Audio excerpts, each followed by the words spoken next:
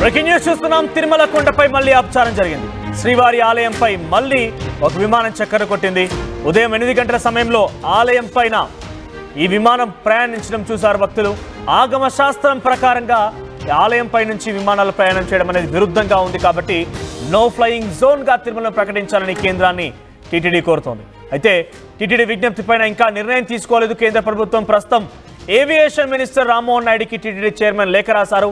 త్వరలోనే అధ్యయనం చేసి నిర్ణయం తీసుకుంటామన్నారు కేంద్ర మంత్రి. సో మనం చూస్తున్నాం ఆ దృశ్యాలకు సంబంధించి ఒకరు ఫోన్లో రికార్డ్ చేసిన దృశ్యాలు ఇవి. తిరుమల తిరుపతి దేవస్థానంలో ఆలయం పైనుంచి ఒక విమానం ప్రయాణించడం చూస్తున్నాము. సో ఇది ఆగమ శాస్త్రం ప్రకారంగా విరుద్ధంగా ఉంది అని చెప్పి పలుమార్లు కేంద్ర ప్రభుత్వాన్ని కోరినా పట్టించుకోలేరు. మరోసారి అటు కేంద్ర మంత్రి రామ్మోహన్ నాయుడుకి లేఖ ద్వారా బీఆర్ నాయుడు టీటీడీ చైర్మన్ లేఖ ద్వారా పొందుపరిచారు. మరి ఇప్పుడు ఏం జరుగుతుందో చూడాల్సిన అవసరం అయితే ఉంది. ఒకసారి దీనికి సంబంధించి అక్కడ భక్తులు ఏమనుకుంటున్నారు, ఆలయ పరిసర ప్రాంతం ఎటువంటి చర్చ కొనసాగుతుంది, మరిన్ని అప్డేట్ సురేష్ అందిస్తారు. సురేష్, ఏంటి మరోసారి అక్కడ విమానం ప్రయాణించడం అనేది ఆగమ శాస్త్రానికి విరుద్ధంగా జరిగిందని, అపచారం జరిగిందని భక్తులు బహుశా భావించే ఉంటారు. సో ఈ విషయంపై టీటీడీ చైర్మన్ ఎటువంటి నిర్ణయం తీసుకోబోతున్నారు, టీటీడీ సభ్యులు కానివ్వండి, ముఖ్యంగా భక్తులు ఎటువంటి ఆందోళన వ్యక్తమవుతోంది? మనం ఏదైతే ఈ యొక్క శ్రీవారి ఆలయం పైన విమానం చక్కర్లు అనేది పలుసార్లు ఈ యొక్క రిపీట్ అవుతున్నటువంటి పరిస్థితి, ఇదంతా కూడా భక్తుల్లో తీవ్ర మనోవేదన గురి చేస్తున్నటువంటి పరిస్థితి. ఏదైతే ఆగమ శాస్త్రం ఆనంద నిలయం పైన ఈ యొక్క విమానాలు అనేది సంచరించకూడదు అనేది ఆగమ శాస్త్రంలో కూడా ఉంది.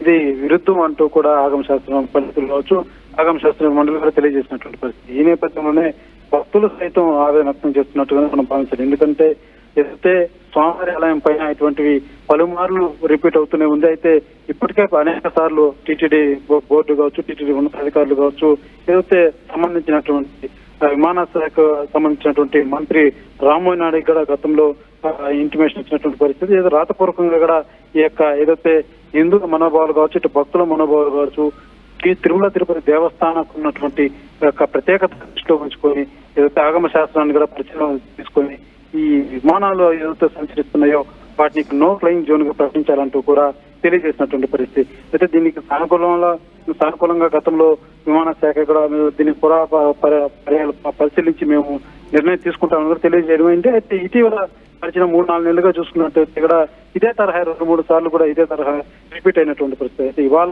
ఏదైతే ఉదయం 8 గంటల సమయంలో ఈ యొక్క విమానం సంచరించడంతో మరోసారి వివాదాస్పదంగానే మారిందని చెప్పాలి. భక్తులంతా కూడా దీన్ని వ్యతిరేకిస్తున్నటువంటి పరిస్థితి. ఏదైతే అటు ఆగమ శాస్త్రం చెబుతుంది, ఆ అధికారులు కూడా ఇన్నిసార్లు తెలియజేస్తున్నారు. అయితే ఎందుకు దీని మీద నిర్ణయం తీసుకోలేదు అన్నది కూడా భక్తులు ఆవేదన వ్యక్తం చేస్తున్నటువంటి పరిస్థితి కనబడుతుంది. ఇదే తరుణంలోనే టీటీడీ ఏదైతే ఇప్పుడు ఉన్నటువంటి చైర్మన్ బీఆర్ నాయుడు అధ్యక్షులు కావచ్చు, బోర్డు సభ్యులు కావచ్చు, అందరూ కూడా ఒక ఏకతారి ఒక నిర్ణయం తీసుకొని విమాన శాఖ సంబంధించినటువంటి మంత్రికి మరోసారి వినతి పత్రం ఇవ్వాలి.